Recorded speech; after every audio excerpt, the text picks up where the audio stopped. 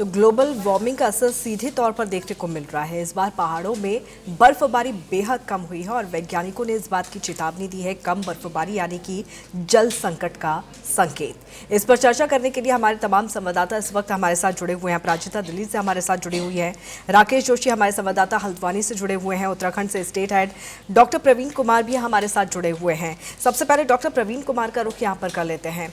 प्रवीण, जिस तरह से हमने यहाँ पर देखा है कि बर्फबारी अब लगातार कम होती हुई नजर आ रही है पहाड़ी इलाकों में, खास तौर से अगर हम बात करें तो जो बर्फबारी जनवरी या दिसंबर एंड पर हो जाती है शुरू, लेकिन अब वो धीरे धीरे पीछे खिसकती हुई नजर आ रही है। अभी इस बार जनवरी एंड में बर्फबारी हुई है और इसी बात को लेकर वैज्ञानिक अब चिंता जताते हुए नजर आ रहे हैं। निश्चित तौर पर एक बहुत बड़ी समस्या है अपने आप में। खास करके पहाड़ी क्षेत्रों में अगर बर्फबारी नहीं होती तो उसका असर पूरे देश में देखा जाता है, क्योंकि अधिकतर नदियां यहीं से निकलती, जितनी भी सदानीरा नदी है वो उत्तराखंड से निकलती, चाहे गंगा हो, यमुना है वो या उनकी सहायक नदियां हो। अगर यहाँ पे बर्फबारी नहीं होगी तो नदियों में पानी की कमी होगी, सिंचाई में दिक्कत होगी।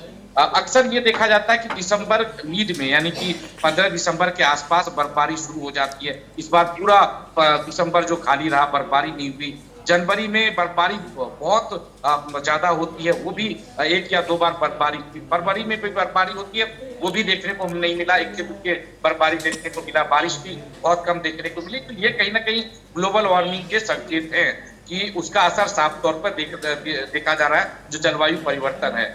अब जो एक रिपोर्ट है वाडिया इंस्टीट्यूट के और जो यहाँ के जो रिपोर्ट है उसके अनुसार मसूरी और नैनीताल यहाँ पर भी अब बर्फबारी कम होने लगी है। ये माना जा रहा है कि बर्फबारी लाइन जो है वो ऊपर की ओर खिसक गई, यानी उसकी हाइट और ज्यादा हो गई है। तो ये एक चिंता का विषय है। चिंता इसलिए भी है कि हम लोग जो भौतिक संसाधनों का ज्यादा उपयोग करते हैं और एसी हर गाड़ी में आपको एसी मिल जाएगी, हर घर में एसी मिल जाएगी, और यही वजह है कि ग्लोबल वार्मिंग जो है वो बढ़ती जा रही है। और ये पूरे सिर्फ न भारत की का सवाल है, पूरे दुनिया में ये देखने को मिल रहा है। अभी कुछ दिनों पहले ही, कल की बात है, जो अमेरिका में भी भारी बर्फबारी हुई है और कहा जा रहा है कि इस तरह की बर्फबारी जो है देखा नहीं जाता था इस मौसम में। तो कई जगह चिंता का विषय है, लेकिन हिमालय इसलिए चिंता का ज्यादा सबब है इंडिया के लिए क्योंकि यहाँ से सारी नदियां निकलती है।